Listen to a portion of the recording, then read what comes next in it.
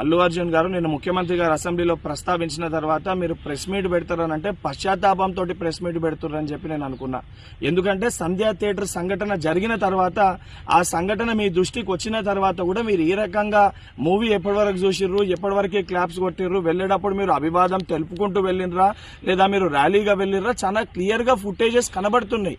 మీరు అవన్నిటినీ పక్కన పెట్టి ఏదో లేను జరగలేదు నా దృష్టికి రాలేదని చెప్పి మీరు మాట్లాడుతున్నారు. సరే మరుసటి రోజు మీ ఇంటి దగ్గర కూడా మీరు ఇన్సిడెంట్ జరిగిన తర్వాత కూడా పటాకీలు కాల్చుకున్నారు. సరే ఆ విషయాలన్నింటినీ కూడా మేము ప్రస్తావిస్తలేము అని మీరు మాట్లాడుతూ ఏమని అంటారు, తెలుగుని సత్తా చాటుతున్నాం అని మాట్లాడుతున్నారు. తెలుగుని సత్తా చాటేది ఉంటే మన వలన తెలుసో తెలియకనో ఏదైతే సంబంధించి సంఘటనలో మనుషుల ప్రాణాలు పోయే విధంగా అటువంటి ఒక చర్యలు జరిగినప్పుడు దాన్ని ఏదైతే సంబంధించి సానుభూతితోటి స్పందించి ప్రెస్ మీట్ నిర్వహించి ఆ కుటుంబానికి అండదండగా నిలిచే ప్రయత్నం చేయాలి తప్ప నిన్న ముఖ్యమంత్రి గారు ఏదైతే ఈ ప్రజాప్రభుత్వము ప్రజలకు అండదండగా ఉంటది, ఎవరు తప్పు చేసినా కూడా ఊరుకోము శిక్షిస్తామని చెప్పి ముఖ్యమంత్రి గారు వారి స్థాయిలో తెలంగాణ ప్రజానికానికి ఒక ధైర్యం ఒక భరోసా కల్పిస్తుంటే దాని తర్వాత మీరు ఈ రకంగా ప్రెస్ మీట్ పెట్టడం అనేది ఇది సరికాదు.